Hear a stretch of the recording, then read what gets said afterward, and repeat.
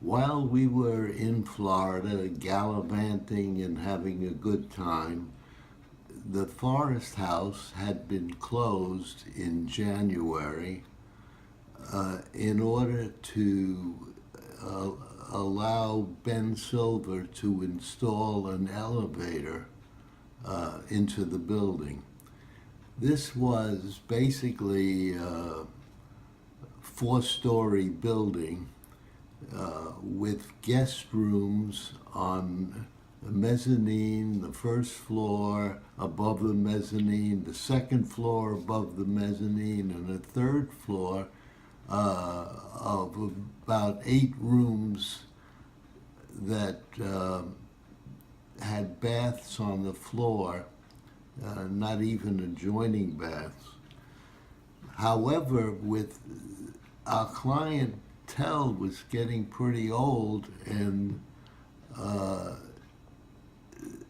while the rooms on the mezzanine were more desirable and the first floor possible for them to walk up, going up to the next floor, the third floor, and the top floor was really very difficult. Hard to sell those rooms to 60 and 70-year-olds and ask them to climb up and down 3 flights of steps to get to their room a few times a day. So an elevator was really a necessity, and Ben Silver, being an engineer, was very qualified to supervise the installation. He worked with the Otis Elevator Company to put it in, and when we came back from Florida, the hotel was still closed to guests, but I was there watching the installation, and in probably a week or so, they were ready to have it operating. So I think they did it in about 6 weeks. I found that was very useful because I watched the construction and spoke to the fellows that were putting in the elevator, and they gave me some ideas when they started the elevator running about possible problems that might occur. They said the problems would often be about the doors not working properly, and they showed me little tricks to fix that.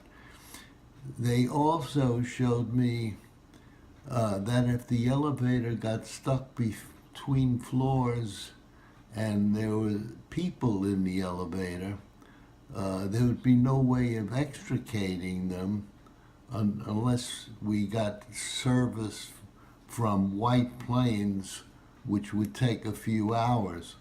So they showed me how I could go up to the top, to the roof area, get in the elevator room, and move the elevator by hand. That is, not pulling or pushing, but operating it to get it to a floor where you could open the doors and get the people out. So I learned quite a bit about taking care of these emergencies, and in all the years that we used that elevator, I was able to take care of those emergencies and didn't leave people stuck in the elevator and not get out at some floor. At any rate, at around this time, continuing my training and education in becoming the manager of the hotel, Rebecca said it was time for me to take over the checkbook. That is to watch to make sure the bookkeeper who took care of income each week and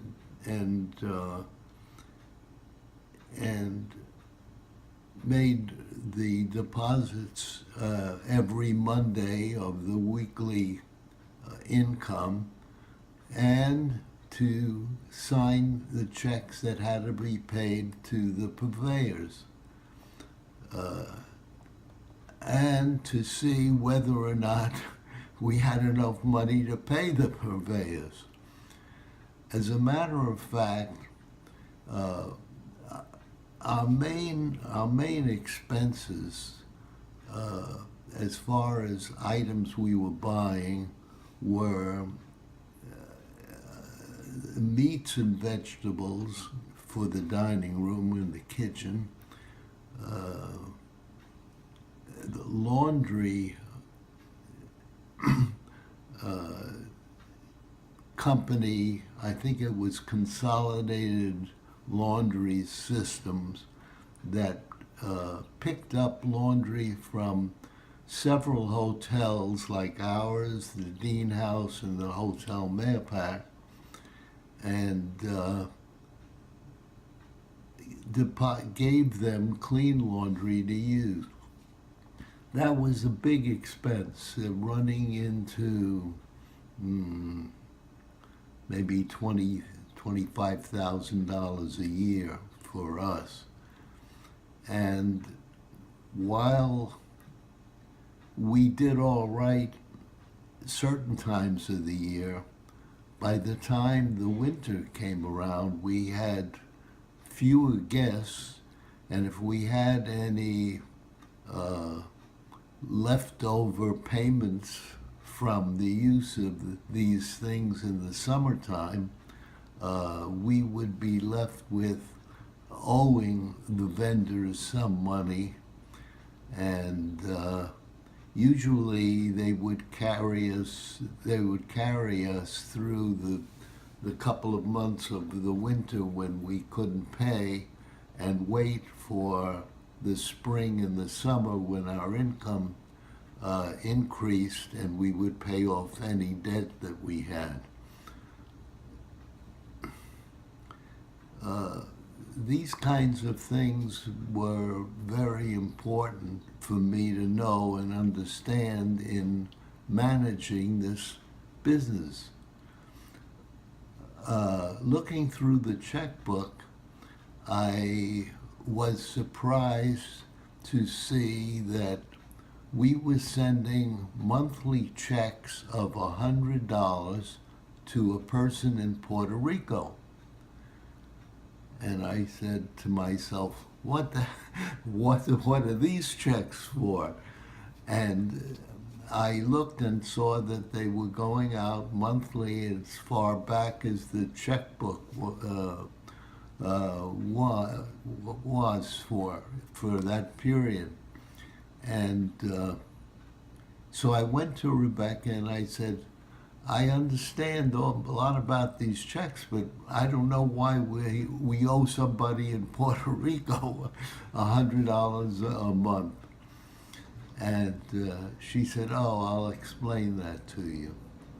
She said, when I married Leo Jackson, he told me that when he had been working in Puerto Rico, he had been a manager of a diamond cutting factory. It was a small business, but one that required a manager to be on site. And if you were working in Puerto Rico, you didn't leave at all, because there were no planes. You had to go by boat, and if you had to go by boat, it was quite a trip.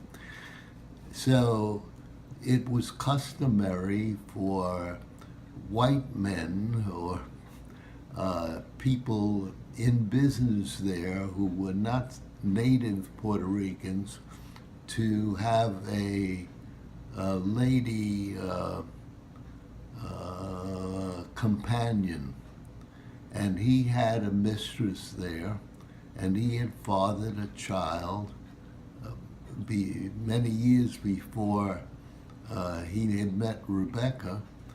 And when he left Puerto Rico, he had promised this woman that he would take care of this son until he was of age to go to work or take care of himself, or they could manage. And in the meantime, even though he left, he was going to send her $100 a month to help her with any expenses that she had. And this had been going on for at least 10 years, or maybe more. And so I said to Rebecca, after Leo died, you've continued making these payments? She said, yes. He had promised, and it was something that I could do, and I thought this lady deserved it, and I would continue as long as I was able. And she had made a lot of money during the war and had several $100,000 in the bank, so $100 a month didn't mean too much to her. But for me, it was a very heartwarming bit of knowledge that she continued to make these payments even after he died. And by this time, by 1947, 48, it was at least 4 or 5 years since he died. He died, I think, in 1944. So that gave me a very warm feeling about the kind of person that she was. During the summer, we had a guest and his wife staying at the hotel. He worked for a brokerage firm called Granger and Company. It was an old firm, maybe had been there for 50 years and had a good reputation. And he and I became friendly. He was fairly young, maybe 10 years older than me, but he loved to swim and play ping pong and a number of physical things that he and I enjoyed doing together, and we tried to outdo each other in these things. At any rate, I enjoyed becoming friendly with him, and he too, I think, liked me.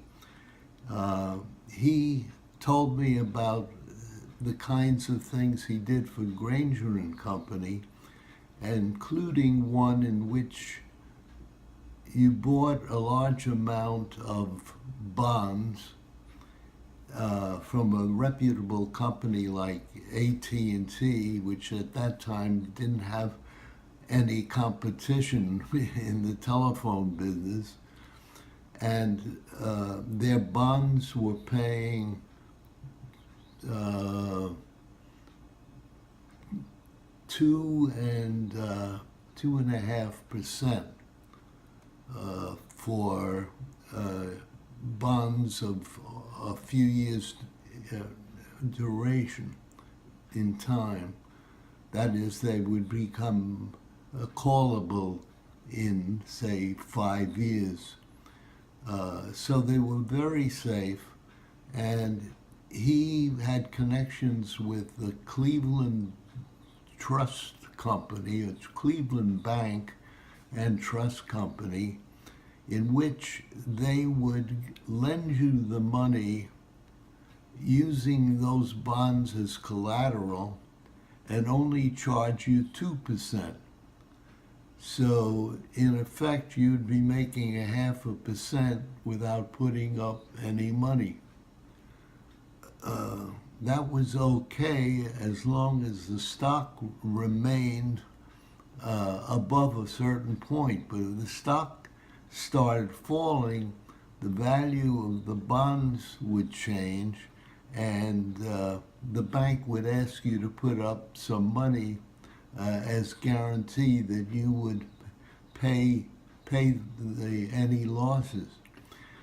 At any rate, I did a trade like this with him, and it worked out okay. It was small money, making 0.5%, but it was an interesting maneuver, and I didn't realize that it was possible to borrow money from banks under those circumstances.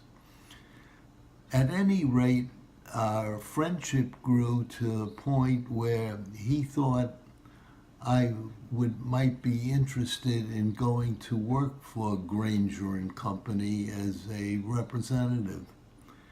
And I thought it was worth looking into it. So I arranged to meet him at the company for an interview for that job. And I went to New York on my day off and met with the president of the company, had an interview, and basically he said, yes, he would take me in. I had a college degree. I had majored in economics. I seemed to know something about the stock market, and I knew a lot of people who might become customers of the bank, of the brokerage company, and they'd get more business. So I told him I'd let him know. I'd think about it and let him know. Well, I came back and a little excited about this possibility, but having two children, two infants, and with the knowledge that I would have to move to New York City, live there, get an apartment, and Babe would be a homebody with two children to take care of. It just didn't seem like the right thing to do. But I thought it might help me in getting a decent salary and contract from Rebecca and Ben, who owned the Forest House. So I shortly asked for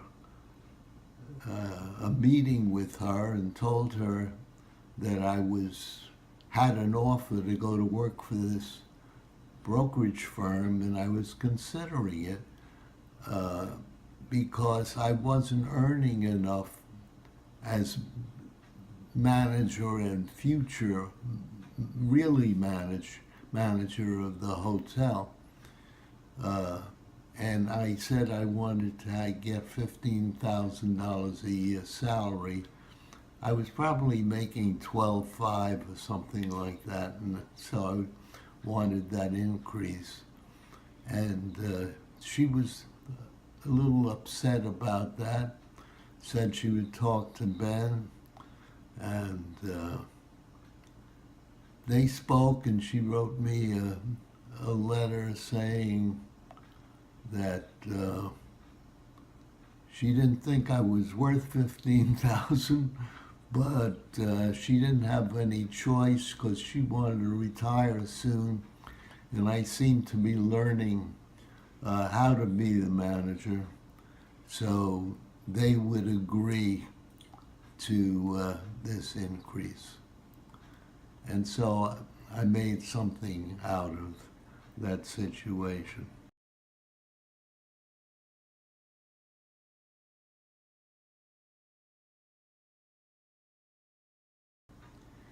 I knew that the Forest House had its own water supply and its own sewage disposal system.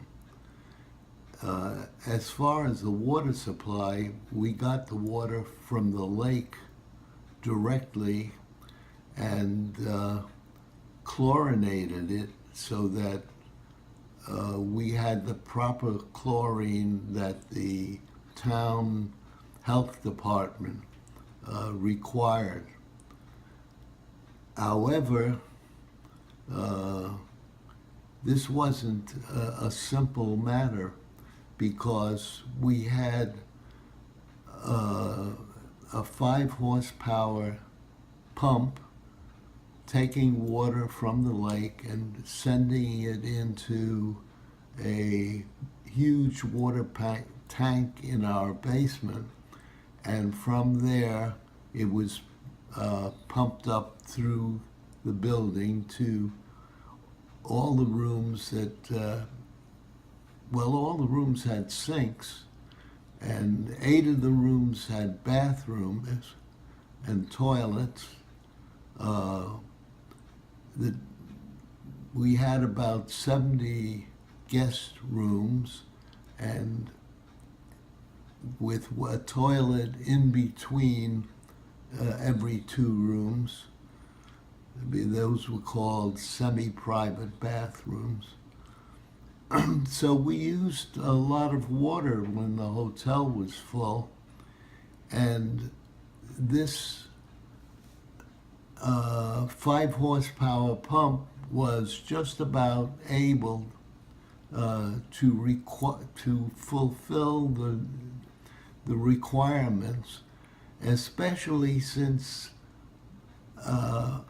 most people use the bathrooms between 5:30 and 6:30 to get ready for going to the dining room for 7 o'clock dinners.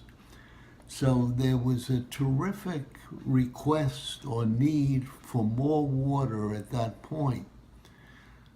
This pump would pump up to certain pressure. I think it was 60 pounds.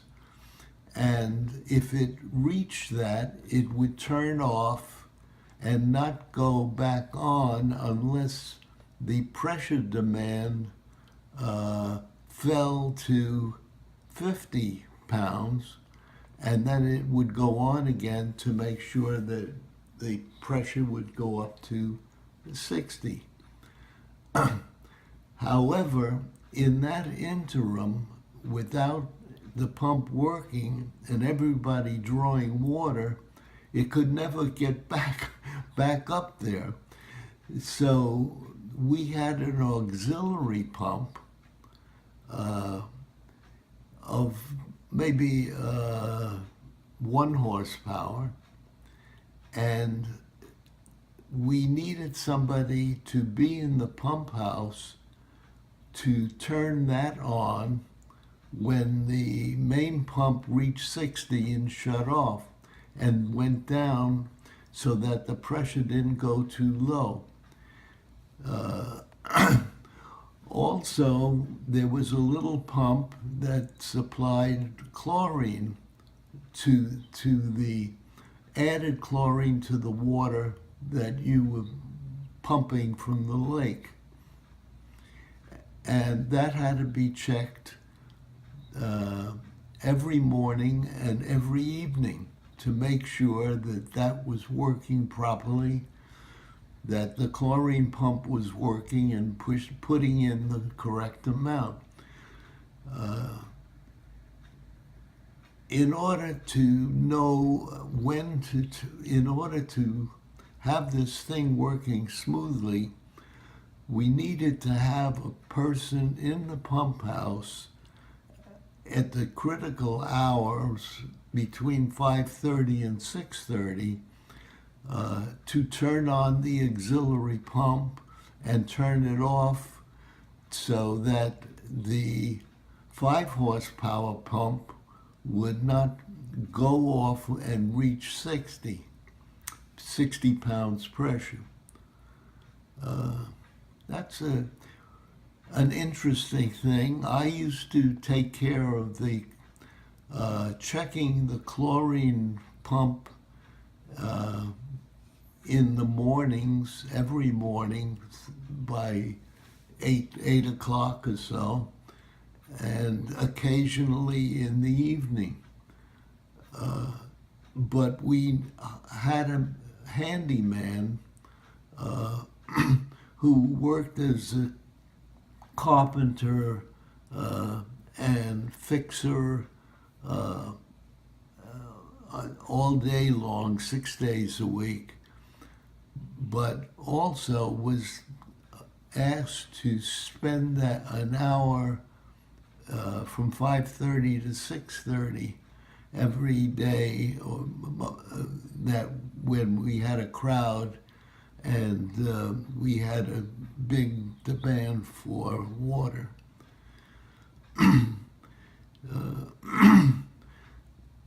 This was difficult to maintain because the pump was in the lake. I mean, not the pump, but the pipe from the pump would go into the lake and go out about 40 or 50 feet to get into deeper water, but occasionally would get stopped by a fish getting caught in the pump intake, in the pipe intake, or sometimes weeds which would break off and be sucked in. So that somebody would have to go out, lift those pipes up, and check the screening around them to make sure there was nothing to stop the easy flow of water through the pipe. That's the intake of the water. What about the outflow through the sewage system? We didn't have any sewers in those days. What we had were septic tanks and fields to allow that output to dry up and not run into the adjoining lake, which was Lake Kirk Lake. Ben Silver had, while he was a silent partner, used to manage those kinds of things because Rebecca couldn't. And he showed me much about how the pumps worked, and also how the septic tanks and fields worked. There was about 4 acres across the road from the hotel that was used for the septic tanks and fields. So the outflow from the hotel and the kitchen went through pipes under the road, ending up in the septic tanks. And it was interesting that they had 2 separate fields and an automatic system where the water would flow into one field, and when that septic tank filled up, it would automatically switch to another tank, and the effluent would go into the other field, allowing the first one to dry up. This worked pretty well automatically, but nothing works automatically forever, and was something that had to be looked into every couple of months to make sure it was operating properly, or else we had to get a local service, septic tank service, to come and straighten out whatever problem was occurring. So learning to be a manager of this facility was not only learning to sell hotel rooms, managing the 50 to 70 employees, hiring entertainment and an orchestra, but taking care of these problems in running the physical part of the hotel. I realized after working as manager for a few years that one of the problems that we had was that the bedrooms weren't air conditioned, and I started a program of putting room air conditioners in by cutting a hole in the wall of the building under the windows and inserting a room air conditioner. In those days, I think they cost about $200 or $300, and the work involved was another couple of hundred, and the electrical wiring was something. So probably for $500 or $600, it was possible to put a unit in a room. And while I had the money, I used some of it to air conditioning these rooms, and then those rooms would rent at a little higher price than the ones that weren't air conditioned. Over the years, probably took 2 or 3 years to air condition all the bedrooms. So now we had a hotel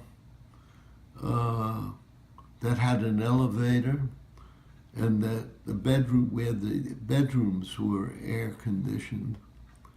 So it was a little more viable and helped promote the summer business. The winter business was a problem. Some weekends, holiday weekends were fine. Off weekends, we would have some regular customers, but not enough to even half fill the place. But we had a relationship with some organizations that used the hotel for fundraising. They would rent the hotel for a weekend from Friday through Sunday and get a cut rate from me, because they would generally almost fill the hotel. And then they would charge the members of their organization a little more than the regular rate, and make the difference between what they had to pay me and what they received, and had a fundraising event and would raise a couple of $1,000 that way. So that was one way of filling some of the weekends. Another way was what I called singles weekends. I found that single women would gladly come to the hotel if there were single men that they could meet. So on a weekend when I didn't have any organization, it wasn't a holiday, I would advertise in the Times and the Post that this weekend would be for singles from 35 years and older. We would get quite a few, we'd get dozens of reservations from women and fewer reservations from men. So we did things to make it easier. We require for women and men and to even out the proportions of men and women that you got. You aim to get equal amounts, but that never happened.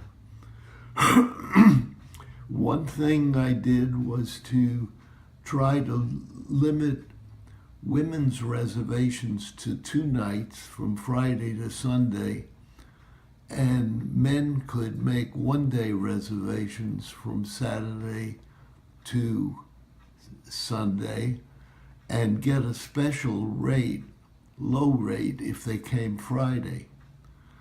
So that proved to be a way of filling up some of the off weekends. But one of the best ways that I had of filling weekends was to run duplicate bridge weekends. I had gotten in touch with a man who ran bridge weekends elsewhere,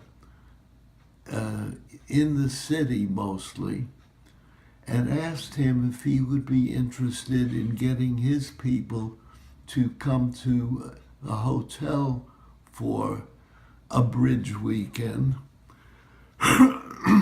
and offered him $5 per person for each person that he could get. It seems like he had a big following, and those bridge weekends were a big success. There was a bridge writer for the New York Times by the name of Talcott, Talcott, who was famous because he had a bridge column every day in the New York Times and was widely read. And we invited him to come for free and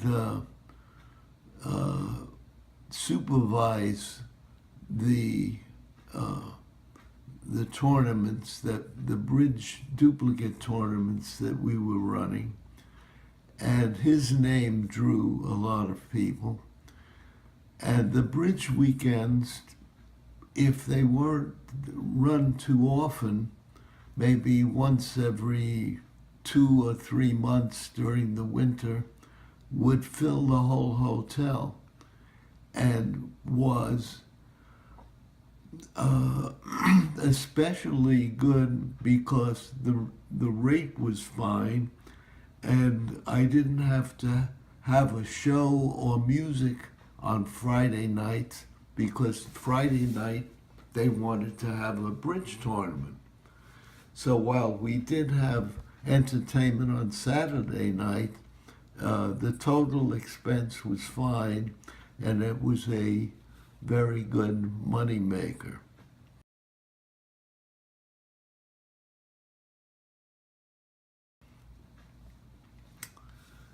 That was a couple of ways of increasing business in the off season, but I felt that it wasn't enough and I was looking for other business, and I thought I could get corporations to run seminars during the week, which they did anyway, but to use my hotel to do it.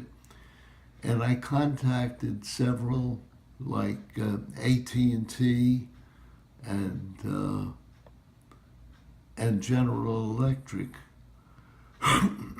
to see if I could get their business. In the beginning, the first company that I managed to get business from was the telephone company, who ran a small seminar there and were very happy with it, and subsequently run another seminar.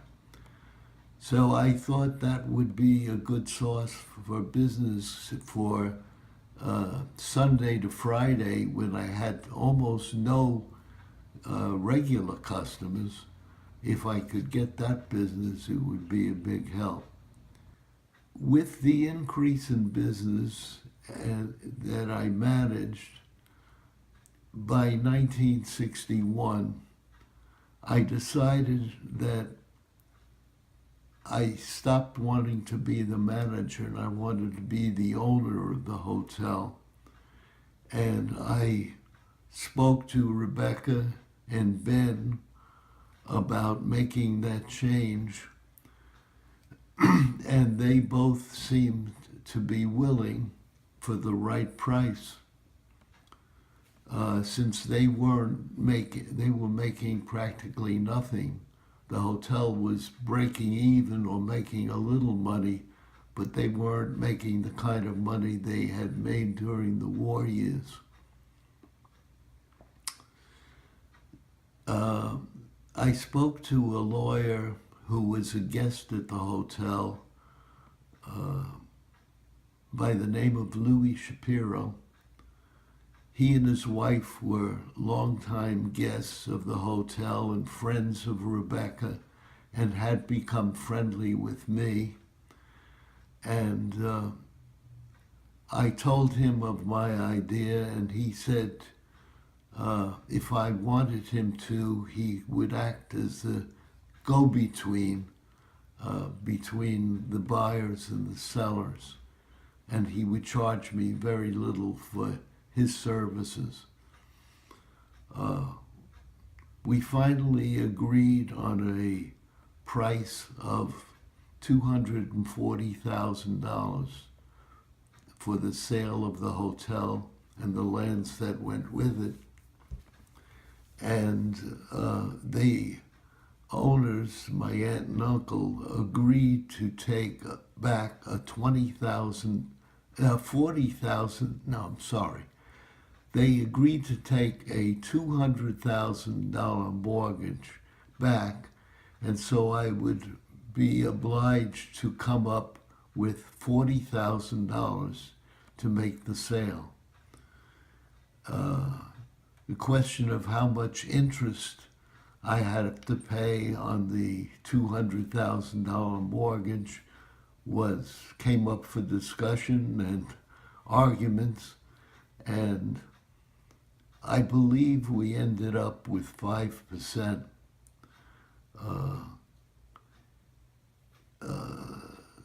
Louis Shapiro seemed to act equally for both parties, and at one point told Rebecca and Ben that they were being ridiculous, looking for a higher sum for the hotel and the business that they had. And he said, if Al doesn't buy this place, who will?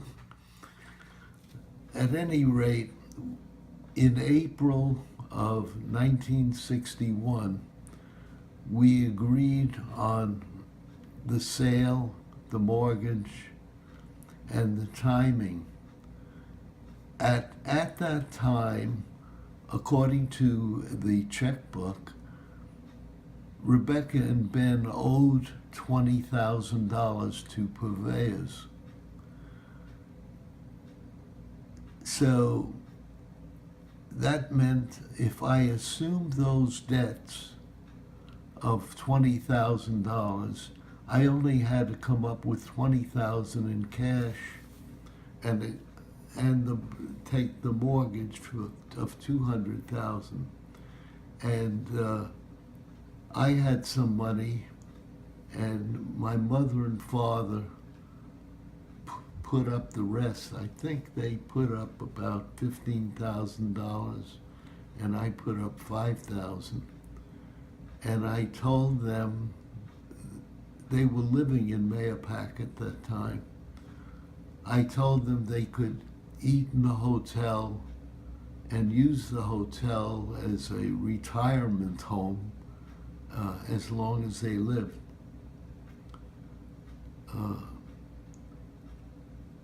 They were happy to put up that money under those conditions and to help me. And besides the fact of having the hotel as a retirement home, although they weren't going to sleep there, they had their own house, but they would take their meals, but also they could associate with the guests who were their friends anyway. They could come and play cards, watch the shows, do everything that you would have now in an assisted living. And so it was great for them. They were happy and I was happy. And in 1961, Babe and I took over as new owners of the Forest House.